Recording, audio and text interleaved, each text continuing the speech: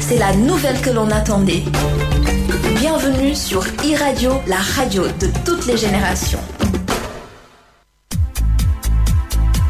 Groupe, directeur général Lassar, j'écoute Business Mag avec Kalsomba sur e-Radio. Guy Kwet, président du Centre africain de veille et d'intelligence économique en abrégé CAVI, j'écoute Business Mag sur la 90.3 avec Kalsomba. Demba Seydi, coordinateur régional Afrique de l'Ouest francophone de Publier ce que vous payez. J'écoute Business Mag sur la 90.3 avec Kalsomba. Bokassi, directeur général de la BHS et président de la PBF, j'écoute Business Mag sur e-Radio avec Kalsomba sur la 90.3. Abdoulaziz Sy, directeur général groupe Subdeco Dakar, vice-président de la Chambre américaine de commerce au Sénégal. J'écoute Business Mag sur la 90.3 e-Radio avec Kalsomba. Fatou Morgana Diop, directrice marketing et développement de l'entreprise Carapide Prestige et e-Comfort Sénégal. J'écoute le Business Mag sur e-Radio avec Kalsomba. L'Union économique et monétaire ouest-africaine a célébré mardi ses 25 ans d'existence avec comme thème 25 ans de progrès vers l'intégration régionale ensemble pour relever le défi de la libre circulation des personnes et des biens.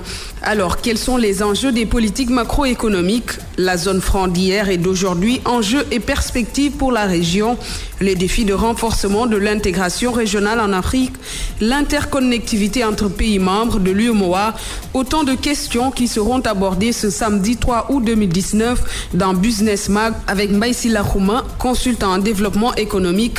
Business Mag, c'est de 11h10 à midi sur e-Radio 90.3, la radio d'ici et d'ailleurs avec Kalsomba.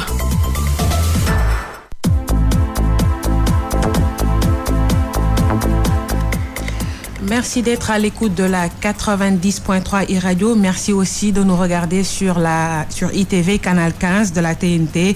Bienvenue dans Business Mag, le rendez-vous du pétrole, du gaz et de toute l'actualité économique.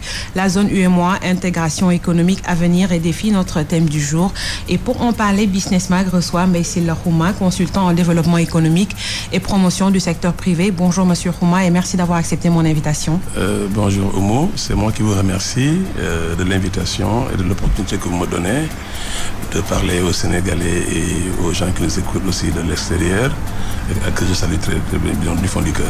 Voilà. Alors, pour camper le débat, nous allons d'abord écouter Awa Diop qui nous fait la présentation de la zone UEMOA. Ok. Avec comme principale mission la concrétisation de l'intégration économique du continent, le mécanisme de surveillance multilatérale de l'organisation indique que la cible de moins 3% de déficit public devrait être atteinte cette année, en 2019. La construction du marché commun se poursuit et de nouvelles perspectives s'ouvrent à des échelons régionaux supérieurs. L'intégration commerciale n'est pas pour autant achevée. Le commerce intra-pays membre représente selon l'UEMOA en 2017 seulement 15,5% des échanges totaux. Et toujours dans un objectif d'intégration des politiques communes visant au développement continue d'être mis en œuvre. Et si des progrès ont été accomplis en 25 ans d'existence, de nombreux défis restent à relever. En témoigne le faible taux des échanges intracommunautaires dans l'Union. La tendance sur ces 10 dernières années, selon le dernier rapport de la BCEAO, est comprise entre 13,5% et 19% du total des échanges. La Côte d'Ivoire et le Sénégal restent les principaux fournisseurs intra-régionaux avec respectivement 36,9% et 21,6% des exportations totales intra-UEMOA en 2017. Le Mali et le Burkina occupent la première et deuxième place des importations intracommunautaires avec respectivement 32% et 22,9% de leurs approvisionnements. Les produits pétroliers sont au premier rang des transactions intra-UEMOA avec une part de plus de 40,3% des produits échangés. Awa Diop, merci infiniment. Mbaïsila Khouma, on sait que la zone UEMOA a célébré mardi 30 juillet ses 25 ans d'existence, un anniversaire qui était axé sous le thème Progrès vers l'intégration régionale, ensemble pour relever le défi de la libre circulation des personnes et des biens. Alors, force est de constater que le taux d'échange entre les 8 pays de l'UEMOA est assez faible, 6%, je parle sous votre contrôle.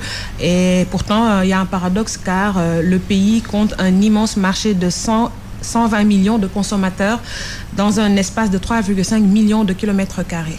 Quelque part, il y a un problème. Oui, Oumou, merci. En fait, je pense que l'introduction d'Awa a posé à la fois l'intérêt et les défis. Je pense qu'on devrait d'abord saluer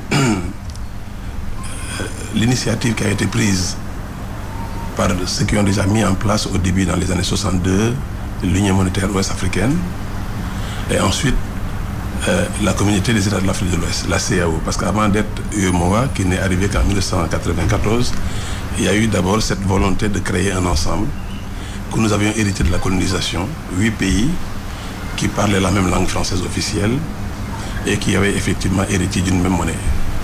Et quelque chose avait été déjà pensé, je pense qu'il y avait une vision réelle de créer un ensemble. Il n'y a qu'à regarder autour de nous. Ce qui fait la puissance des États-Unis, c'est 52 États.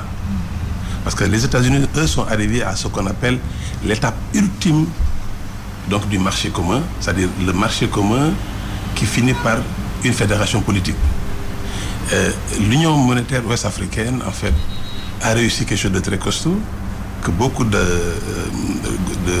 groupements, en tout cas d'ensemble économique dans le monde n'ont pas réussi. Nous avons une monnaie commune. Non, une monnaie unique. Parce que souvent les gens font une erreur. Nous avons une monnaie unique. Nous n'avons pas une monnaie commune. Parce que la monnaie commune peut être effectivement dans un ensemble où les pays ont leur propre monnaie. Par exemple, du temps de l'écu, qui était monnaie commune au niveau de l'Europe, chaque pays avait sa monnaie. Locale. Oui. Le franc français, donc la lire, Suisse, voilà. Oui. Mais il y avait une monnaie commune qui était l'écu. Ensuite, ils sont passés maintenant à une monnaie unique qui est l'euro. Ben, nous avons déjà eu cette monnaie unique avant tout le monde. Mais l'économie ne se limite pas uniquement à la monnaie. Et le problème que nous avons ici avec les 25 ans d'intégration, 25 ans donc d'intégration que nous fêtons, et vous avez soulevé les points essentiels qui sont effectivement la faiblesse des échanges, ça pose effectivement le gros problème qui est peut-être que souvent quand on met les plans, on ne se donne pas les moyens de dire comment est-ce qu'on va faire pour que ce soit appliqué. La libre circulation des personnes, c'est bien de l'écrire, mais les personnes vont circuler où? Pour que les personnes circulent, il faut des routes en bon état. Il faut de la sécurité.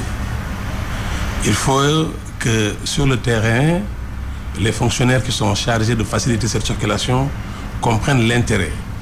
Moi, j'ai eu la chance d'habiter donc dans la sous-région. J'ai vécu dans un pays qui est un peu le hub géographique donc naturel, qui est le Burkina Faso, qui partage une frontière avec 5 pays de l'UEMOA, donc le Niger, le Togo, le Bénin, la Côte d'Ivoire et le Mali. Voilà un pays effectivement qui a frontière avec tout le monde, où les gens circulent. Le problème que nous avons dans la sous-région, c'est que les textes sont bien pensés, mais ils sont passés à un niveau très élevé. Et je ne suis pas certain que ça descende toujours au niveau où le fonctionnaire qui est à la frontière du Mali ou à la frontière de la Côte d'Ivoire, que ce fonctionnaire soit en mesure de comprendre que bloquer un camion chargé de pommes de terre, denrées périssables, pendant 3 jours à la frontière, c'est quoi l'impact sur l'économie? Et cet impact, en quoi ça le touche lui? Souvent, les gens n'ont pas effectivement donc cette capacité à analyser un impact donc général sur donc sa vie personnelle. C'est ça en fait qui fait que le fonctionnaire qui est à la frontière, qui bloque un camion pendant 4 jours, parfois pour des détails, ne se rend pas compte effectivement de le mal qu'il fait. À qui la faute?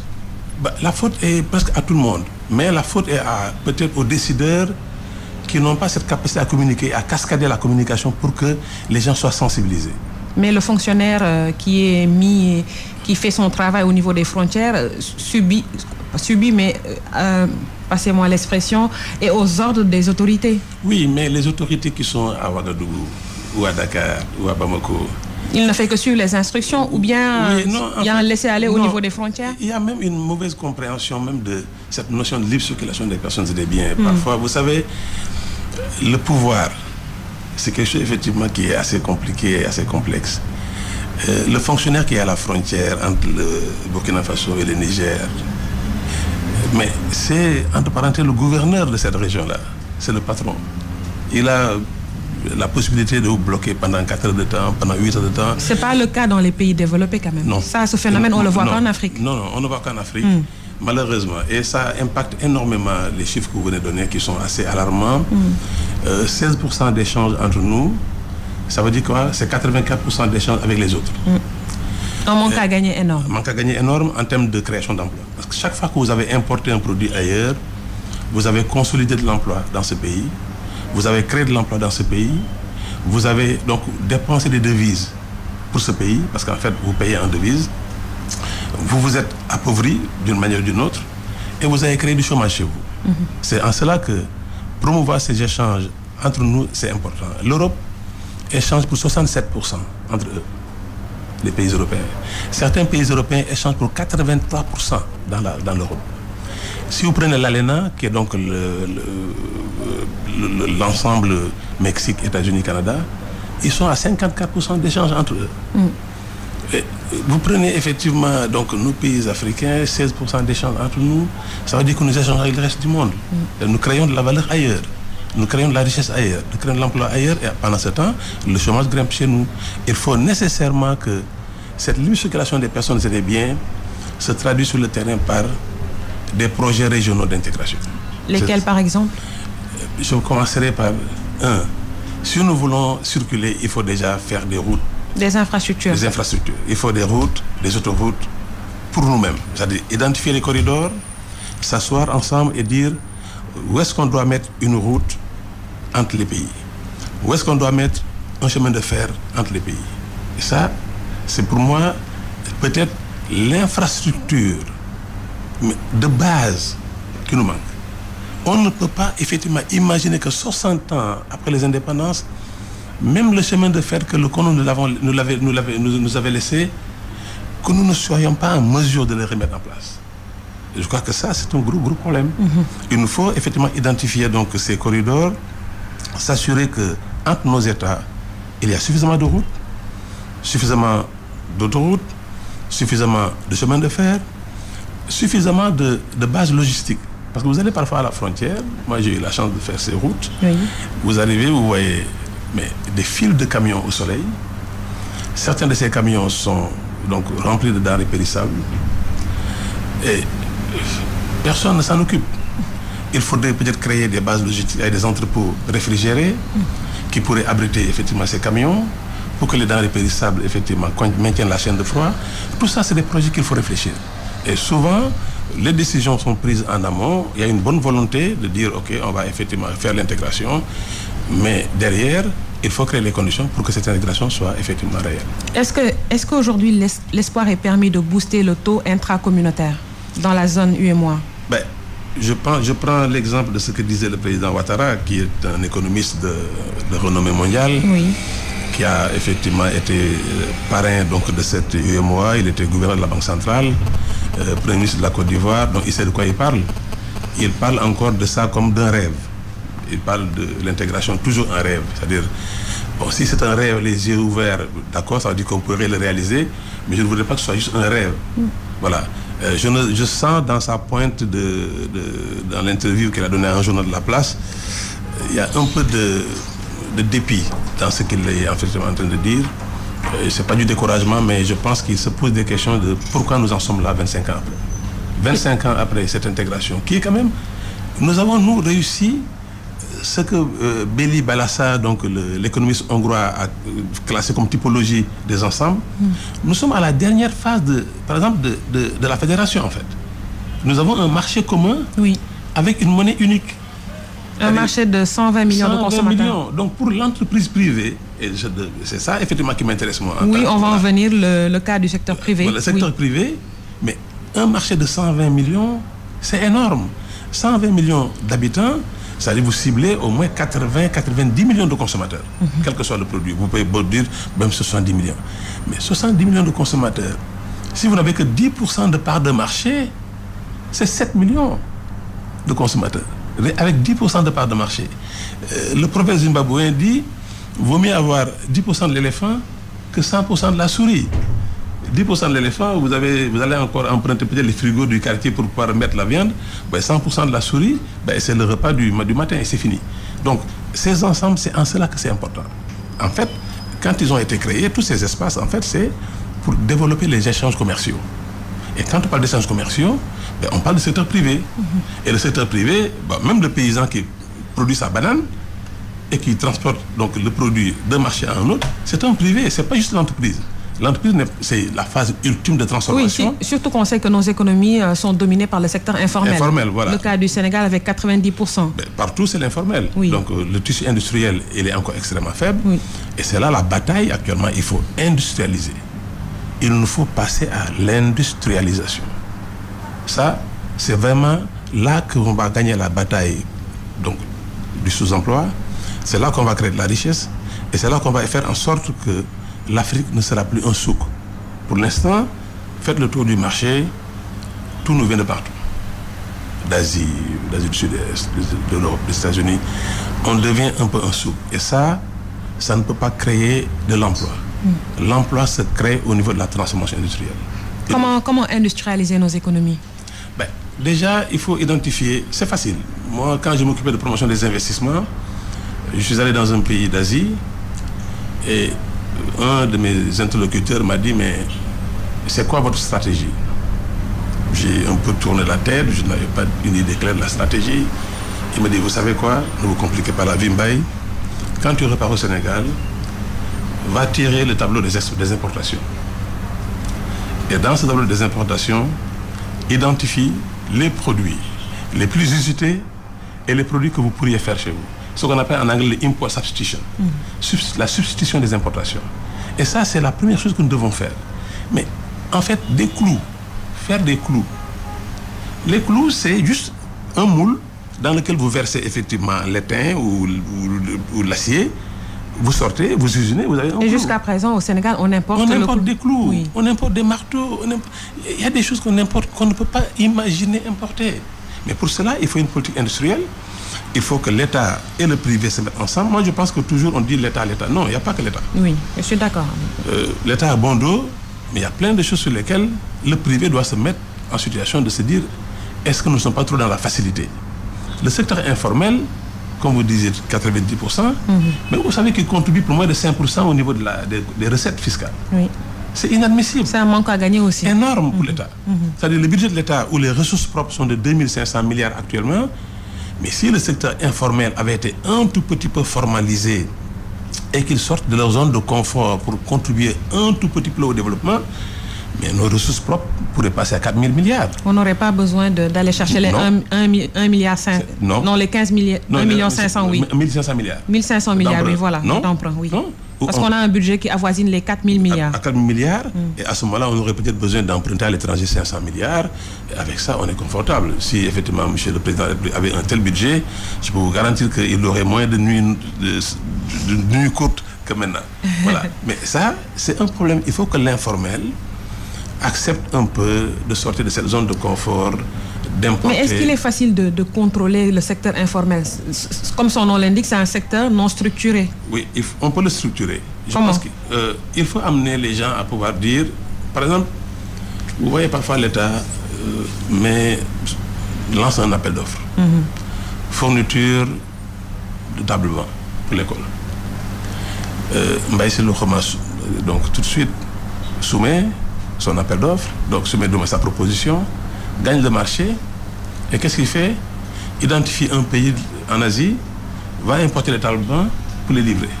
L'État peut dire non, il y a des produits pour lesquels, si vous gagnez ce marché, vous les faites ici. Quitte à aller chercher un partenaire à l'étranger. Vous pouvez effectivement aller en Chine, en Asie, quelque part en Turquie, et trouver un partenaire avec lequel vous allez monter l'unité de production ici.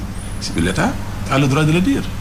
L'État peut dire, bon, écoutez, comme l'a fait un pays comme le Rwanda, dans un an, la friperie c'est fini.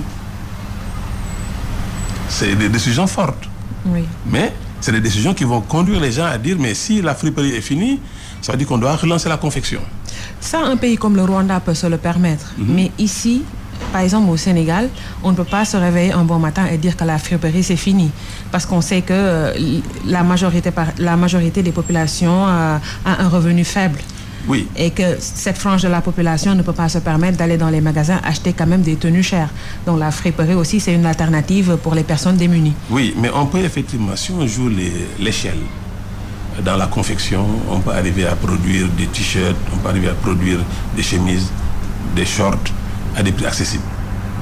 Tout est question de volonté politique. Mais pendant ce temps, les gens ont besoin de se vêtir. Les gens peuvent se vêtir. Je crois qu'il faut le faire. Même le Rwanda ne l'a pas fait du tic au tac. Ils ont décidé de le faire depuis 2021. Donc ça, ils se donnent le temps de planifier. Nous aussi, on pourrait se dire, si nous voulons que la confection soit relancée, on peut remettre l'obligation des tenues à l'école. Oui.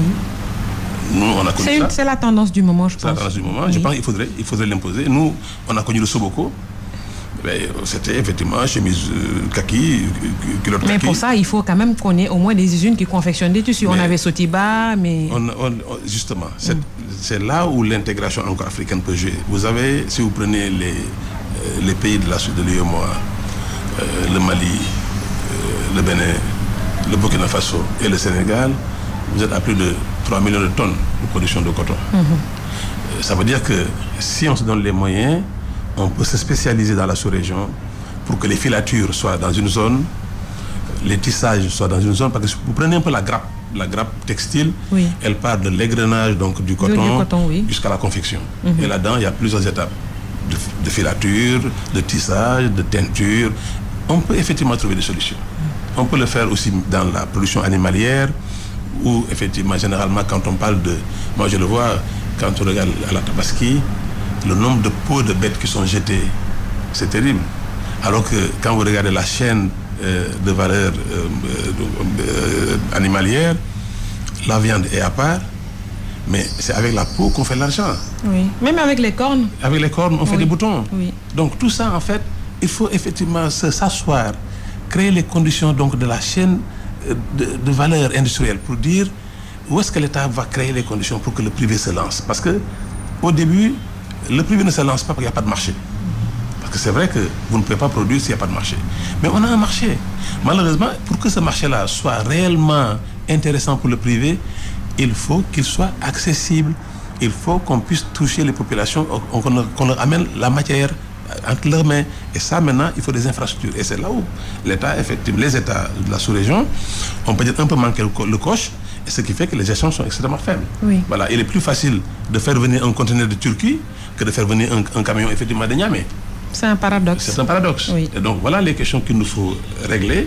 Mais pour cela, il faut que les États acceptent un peu de libérer un peu de souveraineté, d'accepter effectivement d'aller un peu ensemble, d'oublier un peu les questions, un peu d'égoïsme individuel. Sinon, si nous ne nous mettons pas ensemble pour réussir, nous allons être dominés ensemble. Parce que le monde avance. Les autres États ont compris. Au niveau de l'ASEAN, eux, ils ont réussi effectivement à avoir donc, leur grand ensemble de 650 millions de consommateurs. Ils sont maintenant en train de réfléchir sur la monnaie unique. Nous avons déjà cela avec nos 120 millions. Oui. Même East Africa Community, ils sont 180 millions, les pays de la Tanzanie, Kenya et autres. Oui. Ils sont aussi en train de réfléchir sur la monnaie unique à leur niveau. Et nous avons cette monnaie unique. Je ne dis pas que c'est la panacée, la monnaie unique, mais ça facilite. Parce que pour un directeur financier, être dans une entreprise et ne pas se poser des questions sur la perte de change. Il y a des directeurs financiers dans certains pays qui ne dorment pas parce qu'ils sont dans un pays où le taux de la convertibilité de la monnaie locale par rapport au dollar change toutes les 2 heures. Oui. Nous, on a ici un système où vous savez que 100 francs, c'est 100 francs. Oui. Du Niger au Sénégal. Mais c'est normalement facile de pouvoir commercer. Si nous levons et que nous disions, nous allons faire en sorte que les barrières soient levées. Le président Ouattara en parle. Il dit, il y a 9 contrôles entre Dakar et Bamako. 9 contrôles sur la route. Oui, mais excusez-moi. Il y a plus que ça. Oui, désolé de vous couper la parole, mais on sait que c'est vrai qu'il y a des contrôles sur les corridors et les longs délais dans les transports des marchandises, mais il y a aussi le défi sécuritaire, car faut le noter aussi, l'Union fait face à une situation d'insécurité engendrée par le terrorisme. C'est les challenges que nous avons effectués. Voilà, il y a aussi le trafic de stupéfiants. Il y a tout. Voilà, les effets négatifs du changement climatique, il y a la migration aussi. Tous ces facteurs aussi minent quelque part. C'est pour ça qu'il faut se donner les moyens. C'est-à-dire, en fait, il faut que nous soyons dans une situation de dynamisme, en fait. Il faut avancer avec son temps. Nous ne sommes plus dans des situations où on peut voir un douanier monter sur un camion pour essayer de soulever les sacs pour voir ce qu'il y a en dessous, il ne verra rien. on est à l'âge où le camion passe dans un scanner. Et on voit exactement tout ce qu'il y a dans le camion. Mais est-ce que nous disposons de ces scanners? Nous devons disposer de ces scanners si nous voulons y investir. Nous avons l'argent pour le faire. Nous avons l'argent pour le faire. Il faut juste que les douaniers acceptent qu'on aille vers le numérique. Vous m'avez marché sur la langue, comme on le dit dans notre jargon. Donc, est-ce qu'au niveau de l'espace, on peut parler de la digitalisation? Il faut qu'on digitalise. Vous savez... Parce que nous sommes dans un monde connecté, et je parle encore une fois sous le contrôle de mon confrère Ousmane Gueye, l'expert IT Maison. Il a raison. De l'émission E-Tech, la grande émission. Mais il a raison, le monde va vers ça. Moi, hier, j'étais dans la rue avec mon appareil téléphonique. Oui. Je reçois un document. Je le convertis en PDF. Je l'envoie effectivement à quelqu'un qui l'envoie en Espagne, qui l'envoie en Allemagne. Dans la minute, il y a l'accusé de réception. Tout ça, c'est une question de 30 secondes. Donc, et grâce au numérique. Au numérique. Donc la digitalisation. Tout est numérique, comme le dit Ousmane Gueye, oui. Tout est numérique. Oui. On va vers un moment où on n'aura plus besoin de papier. Le papier, je ne dirais pas qu'il est mort, mais il faut que dans la sous-région, il faut dématérialiser. Oui. Il faut qu'on puisse s'asseoir quelque part, faire passer un camion et savoir qu'est-ce qu'il contient. Et pour ça, il faut des scanners. Il faut des scanners. Il faut des scanners, il faut effectivement du matériel qui permet de pouvoir tout de suite savoir détecter. Détecter. Et la sécurité, c'est un problème. Nous avons effectivement des défis sécuritaires. Un camion qui quitte Lisbonne et qui va en Suède, le chauffeur ne se pose jamais la question de savoir est-ce qu'il y aura un coupeur de route. Et chez nous, malheureusement, vous voyez encore ce qui s'est passé à Copentum. Il y a encore des coupeurs de route. Oui, il y a le terrorisme aussi. Il y a le terrorisme. Frappé par le Burkina Faso qui en paie les frais. Il y a tous ces problèmes qui sont de gros défis qui font que les textes qui avaient été votés en 1994 doivent être repensés pour que peut-être qu'il faut un système de défense communautaire contre le terrorisme. On a déjà commencé avec le G5 Sahel. Il faudrait peut-être l'étendre effectivement à l'ensemble de ce qui peut. Parce que moi, je me dis, ce qu'il nous faut, c'est créer les conditions pour que le secteur privé soit à l'aise. Oui. Que le secteur privé se sente dans des conditions de pouvoir investir. Vous savez, Michael Porter, qui est un peu ma référence en développement économique, dit Nation don't compete, companies do.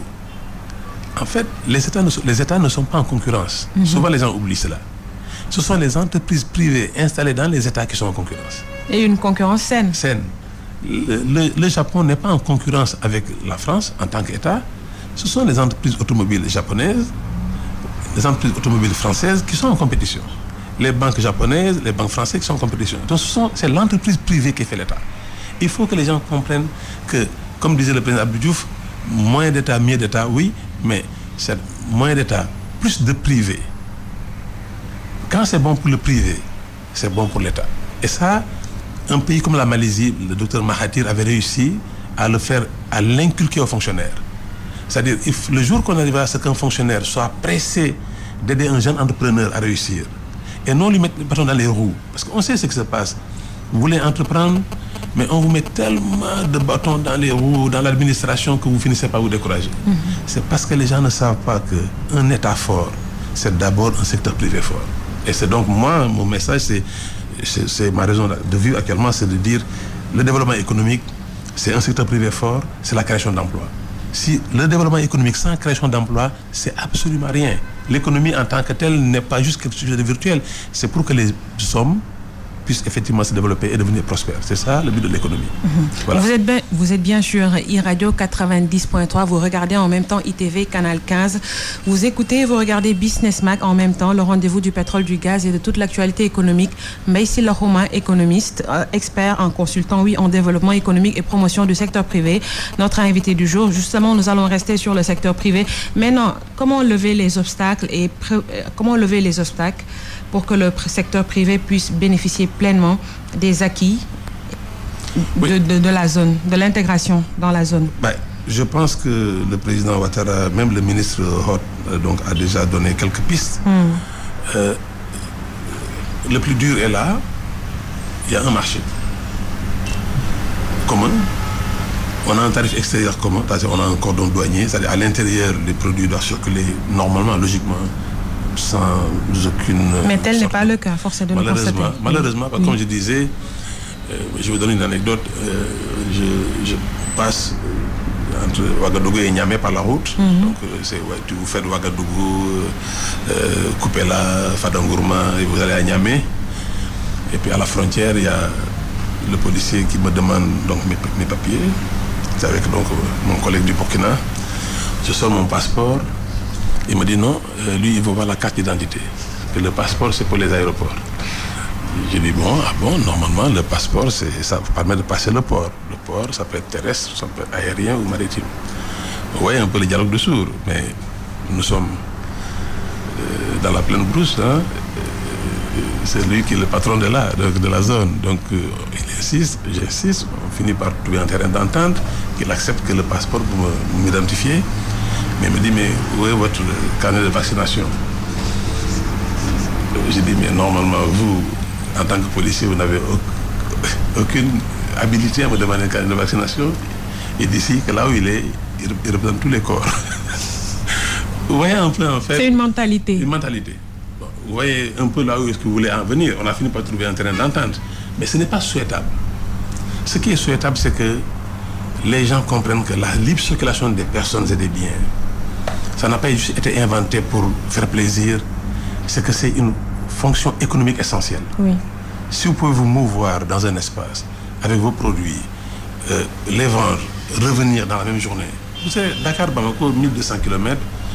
Si oui, le contrôle, on ne peut pas exclure de ne pas faire le contrôle. Il faut contrôler. Oui, parce qu'il y a les défis sécuritaires, il y a le terrorisme, il y a le trafic de drogue, mais quand même... Il faut juste arriver à ce que le fonctionnaire ne verse pas dans l'abus de pouvoir. Donc ça, c'est un changement de mentalité. Donc le mal est profond alors. Le mal est profond. Et ça veut dire qu'il faut que les gens communiquent pour que la personne qui a une parcelle d'autorité comprenne que cette parcelle d'autorité, il doit s'en servir pour aider.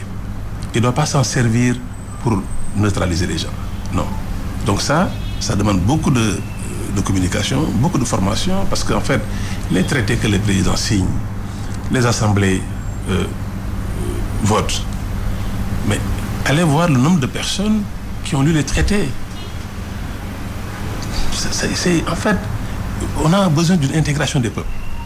L'intégration que nous avions avant la colonisation, où les gens pouvaient marcher, aller s'asseoir dans un espace comme ils voulaient, il faut qu'on arrive à ce que les peuples disent cet espace-là, c'est pour nous.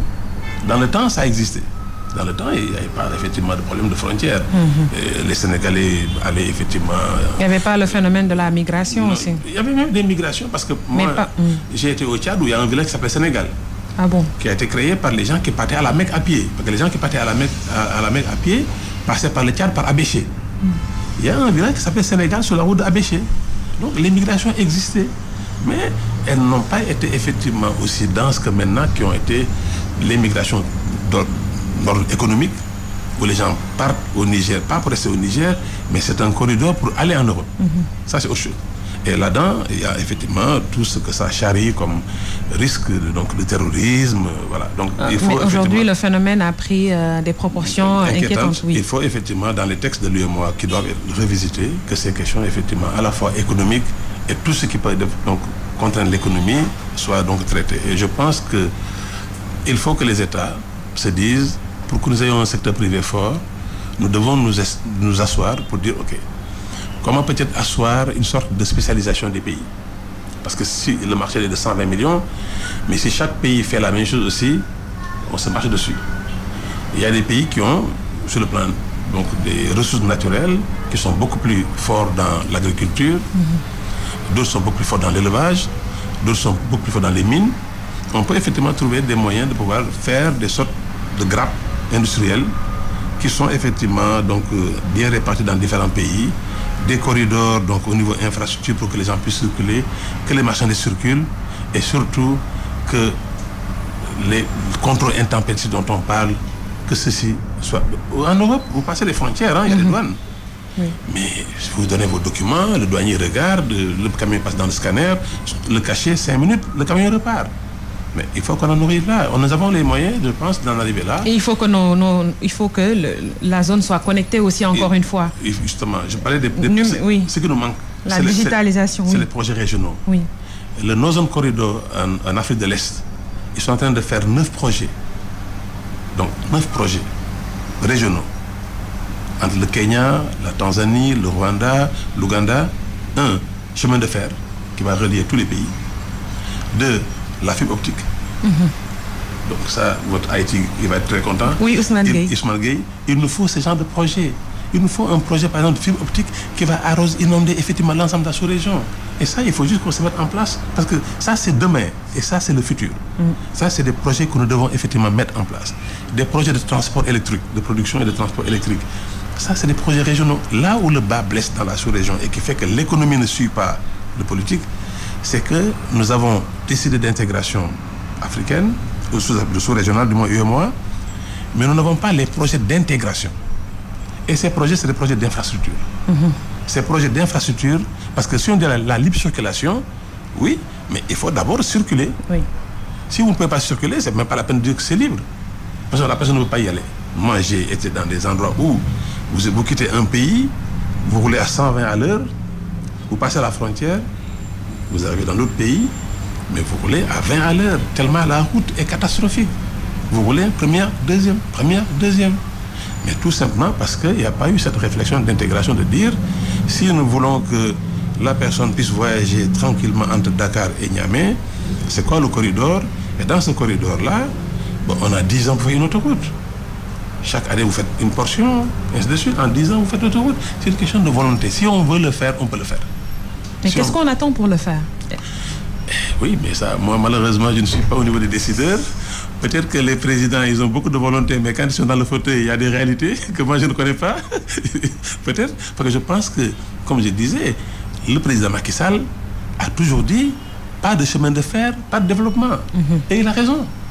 Le chemin de fer, c'est la clé. Le port de Dakar souffre tout simplement parce que mais il n'y a pas de train entre Dakar et Bamako. Il y a une congestion au niveau du port. Il y a une congestion au niveau du port. Le Kenya On sait que le directeur est en train de mettre en œuvre des programmes. Il y a un parking pour que maintenant les gros porteurs stationnent et que tout aille vite.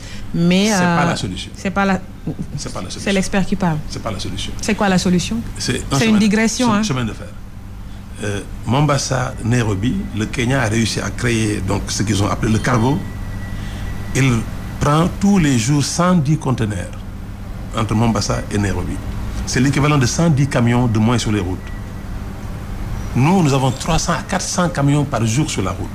Et alors avec le TER, ça ne va pas régler le problème? Mais le TER, c'est pour les passagers, ça ne va pas régler le problème. Non, le problème du port, c'est un chemin de fer à grand écartement standard, Dakar-Bamako. Le président l'a dit, il l'a répété, il a raison sur toute la ligne.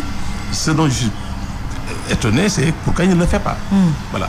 Mais le directeur général du port l'a déjà dit, il faut un chemin de fer entre Dakar et Bamako. Ça, c'est... Les colons ne l'avaient pas fait par hasard. Le chemin de fer Abidjan-Ouagadougou n'était pas par hasard.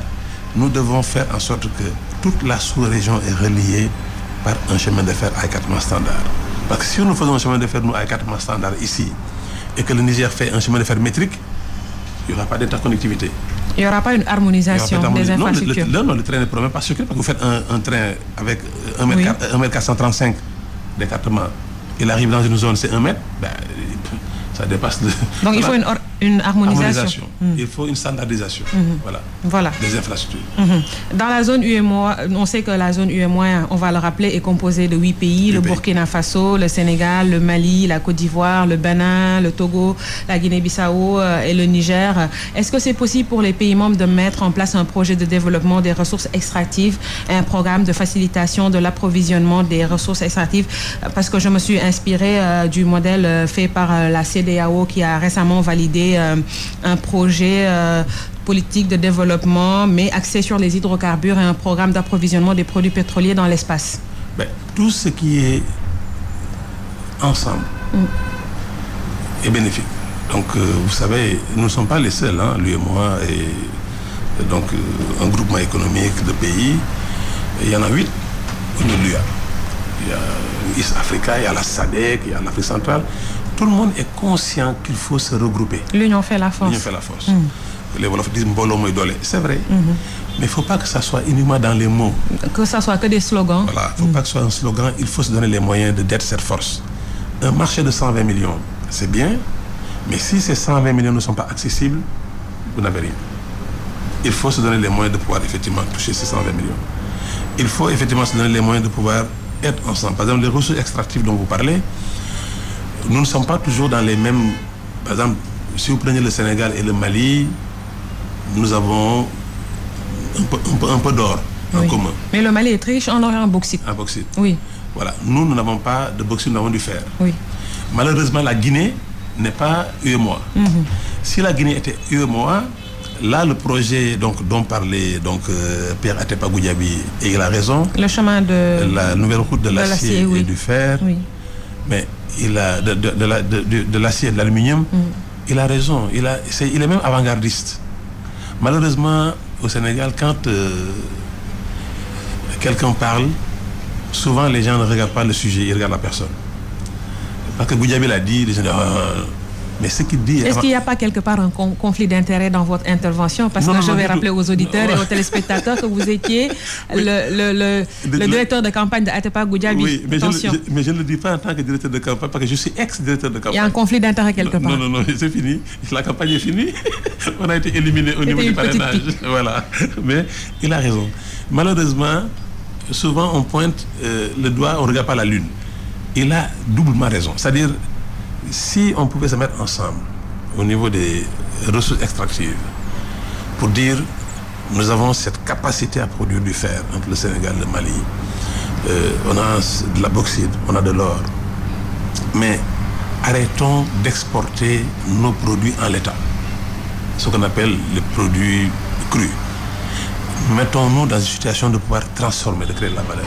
Tout à l'heure, on parlait de la production de clous, par exemple, au Sénégal. Oui. Si on arrivait dans la zone à produire du clou, parce que le Sénégal, Sénégal a du fer aussi. Oui, bien sûr, on en a. Mais je veux dire qu'en fait, nous avons une montagne de 750 millions de tonnes.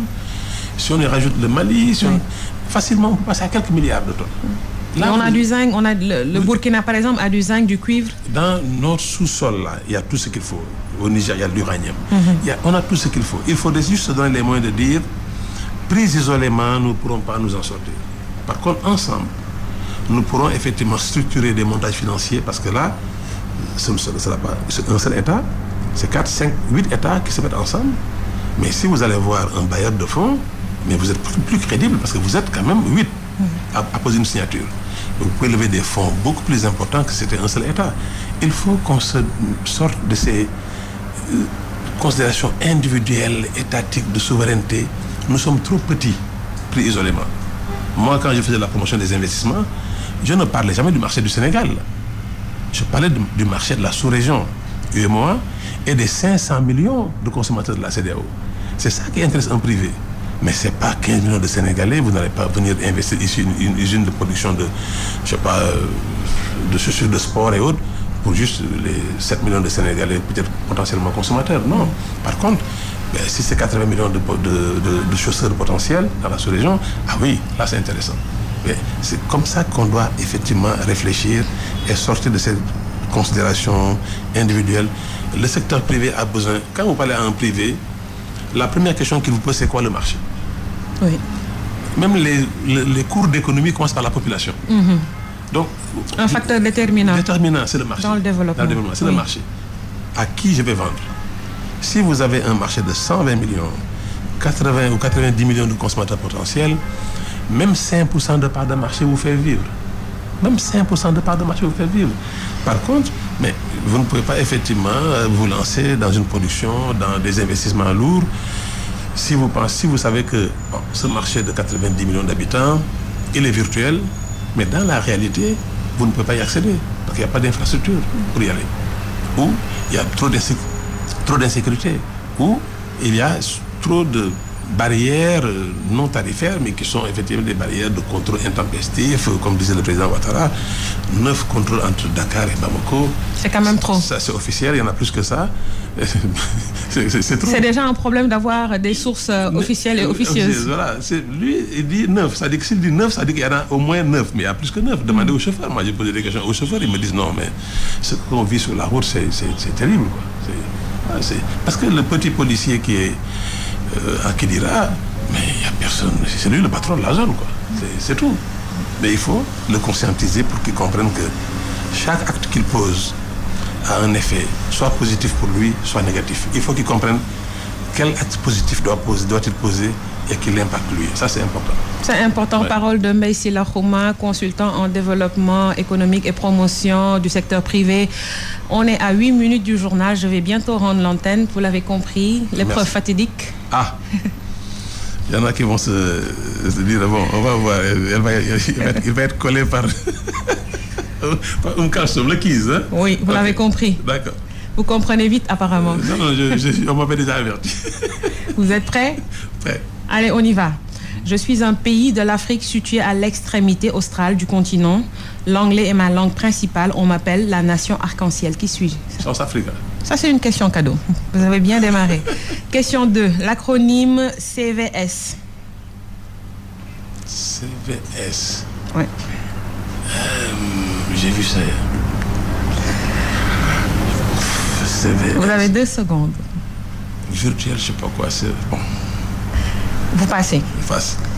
Corriger des variations saisonnières. Certains phénomènes économiques comme la consommation, le chômage présentent des irrégularités statistiques. Alors, c'est donner le CVS, c'est-à-dire corriger des variations. Corrige et annule ces effets de saison. Saisonnalité, tout à fait. Voilà, donc 1 point. Okay. Vous avez perdu un. Bon, vrai ou faux? L'Ariari est la monnaie du Cap-Vert. C'est faux. La monnaie, c'est quelle monnaie? L'Ariari, c'est Madagascar. La monnaie du Cap-Vert? C'est le peso. Escodo Cap-Vert. Escodo. Un demi-point. Comment s'appelle l'actuel directeur général de la Sénélec? Bitey. Bitey, c'est un nom de famille. Vous avez 2 secondes. Daouda Bitey? Pape Demba Bitey. Vous avez perdu. Il remplace qui? Vous avez perdu, n'empêche. D'accord. La dernière question. Est-ce que vous aimez la musique? Vous êtes mélomane? Ça dépend de laquelle. Oui. Bon. Je vous en dis pas plus. Auteur, compositeur, interprète, musicien, peintre, poète américain, né le 24 mai 1941 dans le Minnesota. Je suis une figure majeure de la musique populaire occidentale. Qui suis-je? Vous êtes dur. On m'avait averti. Pourtant, j'étais gentil avec vous. Musique. Je reprends, vous voulez que... Oui. Voilà. Auteur, compositeur, interprète, musicien, peintre et poète américain, né le 24 mai 1941 dans le Minnesota. Je suis une des figures majeures de la musique populaire occidentale. Qui suis-je? Joker. Bob Dylan. J'ai failli dire ça par hasard, mais je n'étais pas sûr. Ah, dans le quiz, il n'y a pas de hasard, c'est du concret. Je ne connaissais pas. En tout cas, merci beaucoup, Mbaye Sylla Khouma. Je rappelle que vous êtes consultant en développement économique et de la promotion du secteur privé. Merci d'avoir accepté mon invitation. Merci, Oumou, c'est moi qui vous remercie. Merci beaucoup. Dans un instant, la grande édition de 12h sur iRadio, présentée par Antoine Diouf. Merci à Pera Sagna et à Odjob qui étaient à la réalisation. Biram Sissi a assuré la partie technique, était à la caméra Sidignon. Rendez-vous samedi prochain. Merci.